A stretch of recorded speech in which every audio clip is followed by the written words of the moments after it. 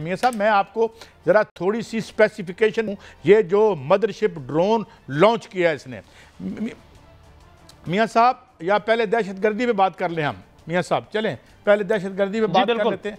अच्छा, अब ये है कि ये हम मुसलसल एक विक्टिम है इस दहशतगर्दी का।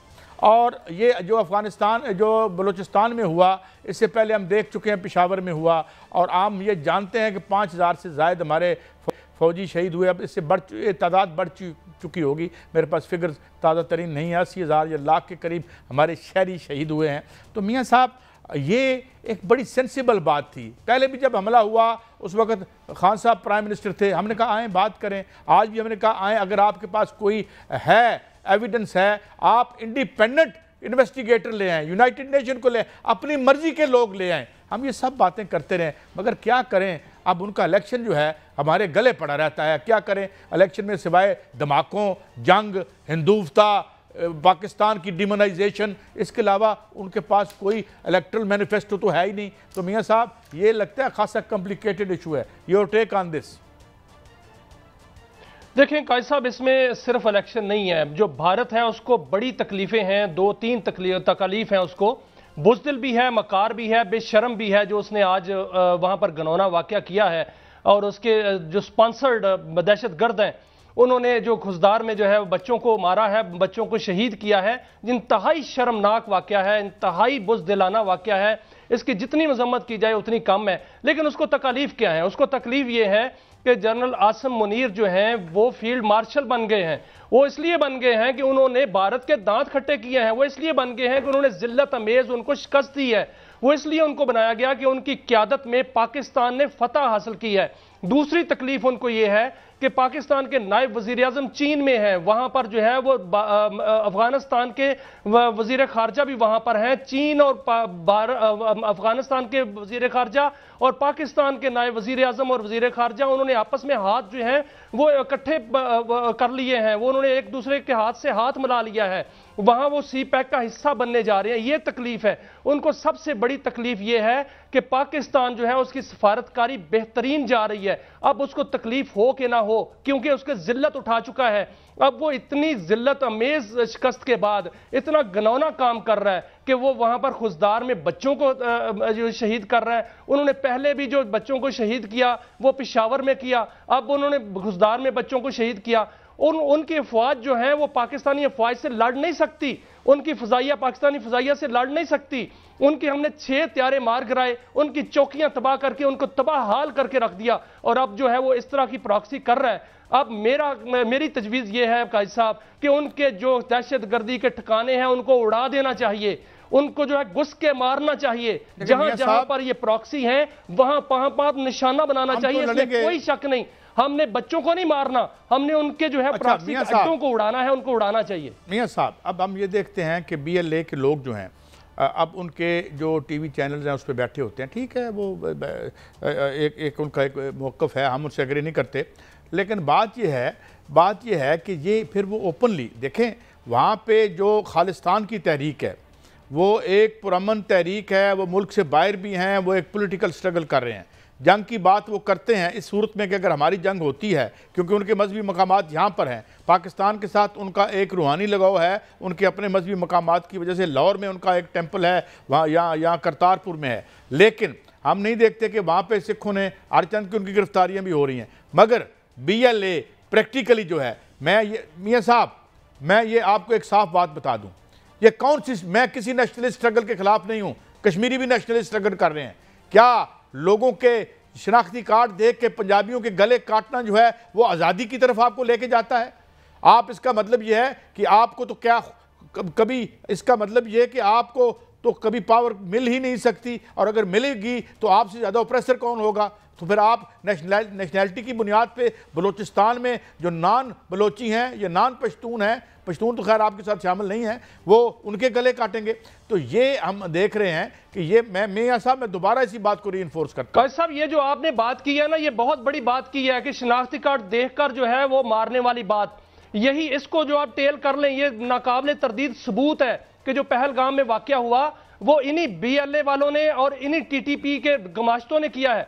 वहां पर भारत ने उनसे ही करवाया है, वहां पर उनसे करवा के पाकिस्तान पर डाला है, इसके बाकायदा सबूत है। और यही वजह है कि अब फैसला हो चुका है कि इनके ठिकानों को उड़ा दिया जाएगा, किसी को नहीं छोड़ा जाएगा, अब नहीं बख्शा जाएगा किसी को, क्योंकि बच्चों को शहीद करना सबसे बड़ा घिनौना जुर्म है। हम मियां साहब अब आगे बढ़ते हैं।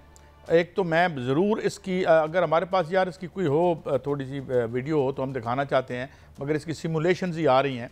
मियां साहब मैं एक तो बात ये बताऊं कि थोड़ा सा जिक्र कर दें, ये बड़ा इंटरेस्टिंग होगा, क्योंकि मैंने ये आज इसको देखा है कि इंडिया इसको बड़ा ही इस पर तमाम उनकी जो बड़ी बड़ी मीडिया आउटलेट्स हैं वो बता रहे हैं कि ये ड्रोन मदरशिप क्या है। मियां साहब 2-3 फिगर मैं आपको फिगर्स बता दूं।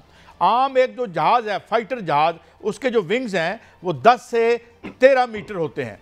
ये जो उन्होंने बनाया है ये 25 मीटर है। इसकी मार 7000 किलोमीटर तक है। ये 6 टन तक का बारूद उठा सकता है और 7000 किलोमीटर। और फिर इसकी जो बैली है ये दोनों तरफ से खुलती है और उसमें से सैकड़ों छोटे छोटे ड्रोन्स निकलते हैं। अब वो ये वावेला कर रहे हैं जी ये क्या है, साथ इसमें तनकीद भी कर रहे हैं, ये तो टेस्ट नहीं हुआ। चलें ये भी आपकी मेहरबानी से टेस्ट हो जाएगा, जैसे JF-10 टेस्ट हुआ है तो ये भी टेस्ट करके देख लें। तो मियां साहब ये जो चाइना है इसने जो बिल्कुल खुफिया और खुफ्ता रखा हुआ था अपना जो मिलिट्री प्रोग्राम, और जाहिर है इस वक्त अगर आप देखें तो दुनिया में सबसे बड़ा मिलिट्री बजट अमेरिका बहादुर का है और चाइना बड़ा दूर नीचे आता है। पिछले जो बाद के कुछ 6-7 मुल्कों का मिलिट्री बजट इकट्ठा करें, बड़े जो G7 है या जो बड़े मुल्क हैं, तो उनका इकट्ठा जो है बजट वो अमेरिका से कम होता है। मगर इसके बावजूद टेक्नोलॉजिकली जिस तरीके से चाइना ने इसको पीछे छोड़ा है, और ये जो ड्रोन, ये जो एक मुझे अफरीत नज़र आ रहा है, हम इसके हक में नहीं हैं, हम जंगों के हक में नहीं हैं, हम बमों के हक में नहीं हैं। मगर क्या करें, आपने बम और जंग जो है हमारे ऊपर हमारी सलामती के लिए मुसल्लत कर दिया है। शाम में जो किया, इराक में जो किया, गजा में जो करें, हमें तो बम रखने पड़ेंगे। क्या करें भाई साहब, इसको बदकिस्मती कहें कि हमारा दुश्मन बहुत ही बुज़दिल और मक्कार है, इसलिए हमने ये असले जो है वो खरीदने हैं और ये असला लाना है। चाइना हमें इससे भी बड़े जो है वो जदीद टेक्नोलॉजी जो है वो उससे हम हासिल करेंगे। और चाइना जो है वो खबर ये आ रही है J-35A जो 5th जनरेशन के स्टेल्थ टेक्नोलॉजी के लेस जो है वो तैयारे हैं वो देने जा रहा है, और वो 2026 में जो है वो हमें मिल रहे हैं। और उसमें जो हमारे पायलट्स हैं उनकी ट्रेनिंग हो चुकी है कायद साहब, और उसका जो एक मैं आपको खद्दोखाल बताऊं तो वो भारत के लिए बड़ी खौफनाक होंगे। वो इसलिए कि ये जो तैयारे हैं ये तेज रफ्तार तो हैं ही, बड़े तेज रफ्तार हैं। ये इलेक्ट्रोमैग्नेटिक जो है ये इसमें जदीद जंग के लिए डिजाइन किए गए हैं, और ये मेरे सामने इसके खदोखाल लिखे हुए हैं कि ये 5th जनरेशन स्टेल्थ टेक्नोलॉजी से लेस है, ट्विन इंजन के हैं। J-35A जो है जदीद तरीन त्यारा जो है वो रडार में नजर नहीं आता, और ये रियल टाइम कनेक्टिविटी से मरबूत करता है अपने आप को, और नेटवर्क बैटल स्पेस कोऑर्डिनेटर के तौर पर भी इस्तेमाल होता है। दुश्मन के अहदाफ को निशानदही करके उसको निशाना बनाता है, दिफाई निज़ामों को तबाह करता है, और दुश्मन के अहदाफ के मालूम करके जो तवील जो मार करने वाले मिसाइल है उनको बाकायदा तौर पर पिन पॉइंट करके उस जगह पर दुश्मन के ठिकानों को तबाह करता है। ये इतने जदीद तैयारे जो है पाकिस्तान को मिलने जा रहे हैं।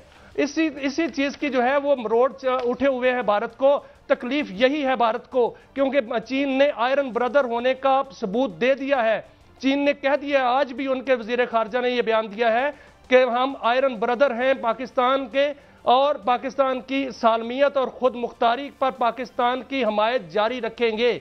उन्होंने ये भी कहा है कि CPEC-2 जो मशरक के सेंट्रल एशियाई रियासतों तक जाना है उसमें अफगानिस्तान को भी शामिल किया जा रहा है। अफगानिस्तान उसमें तीसरे फरीक के तौर पर जो है वो शामिल हो रहा है। जब अफगानिस्तान तीसरे फरीक के तौर पर शामिल होगा तो क्या अफगानिस्तान हमसे लड़ेगा? अफगानिस्तान तो हमारा दोस्त होगा। वहां पर जितनी भी भारत की प्रॉक्सीज हैं उनको तबाह कर दिया जाएगा, क्योंकि TTP के गमाश्ते वहां पर हैं, उनको तबाह किया जाएगा। BLA के ठिकाने हैं, उनको तबाह किया जाएगा। खुद अफगान हुकूमत जो है उनको तबाह करेगी, पाकिस्तान के साथ मिलकर तबाह करेगी। और उसमें जो बलोचिस्तान है उसको ना सिर्फ पुरअमन बनाना है, बल्कि वहां पर हम जो CPEC है उसके समरात आने हैं, वहां पर तरक्की होनी है।